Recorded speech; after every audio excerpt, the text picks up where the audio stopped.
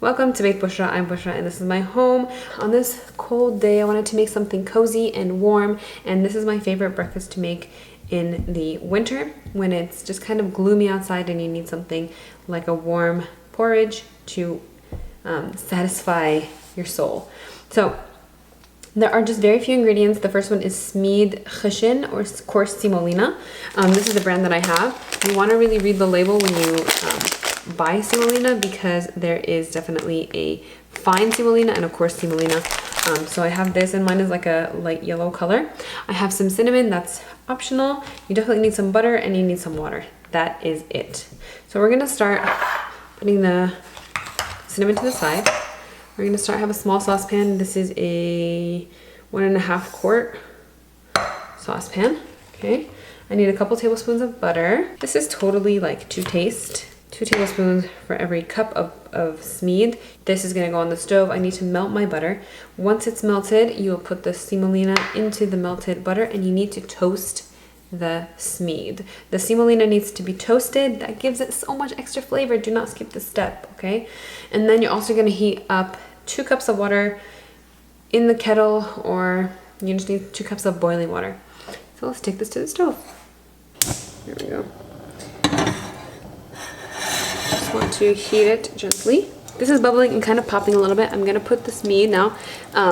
It's too bright, but you can see it's like a yellowish color, and we're gonna take it to, oh, love that noise. We're gonna take it to like a toasted, toasted yellow color. You're gonna toss all of this in the butter. At this point, it looks like sand, like wet sand. Okay, so you guys can see here, this is as dark as I want to take my smeed khashin, my semolina, my coarse semolina, and this took about, I want to say like 7 minutes for this amount in this small quart pan, a quart pot, whatever you call it, and it's definitely like a toasty golden color. Okay, this next step is not the traditional step. I'm gonna stop the cooking right here and explain something quickly. Traditionally, you'll have 2 pots on the stove. You'll have one of them that is toasting the smeed in the butter, and one of them that is boiling the sugar in the water.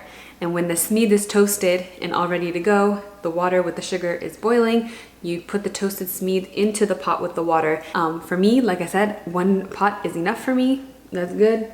In order for me to make this in the best way for me, I have to use only 1 pot. So here I have a 1/4 cup of sugar, and I'm just going to put it right there over the smeed. And I have 2 cups of water, and this will splatter a little bit.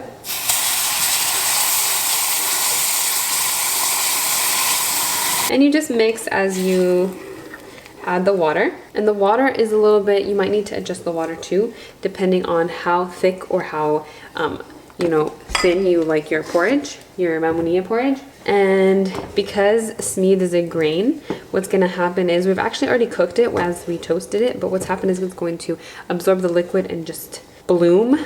Oh, you guys, that's it. We're almost there. Here's my Mamuniyeh today. Voila. Keep in mind that Mamuniyeh, as it cools, is gonna get a little bit thicker. So top this with a little bit of cinnamon.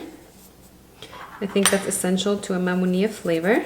There we go. I'm gonna try this now. Bismillah. I hope I don't look too weird. Oh, you wanna see it? It's right here. You see my ring light. Let me try to cover that. Okay, bismillah.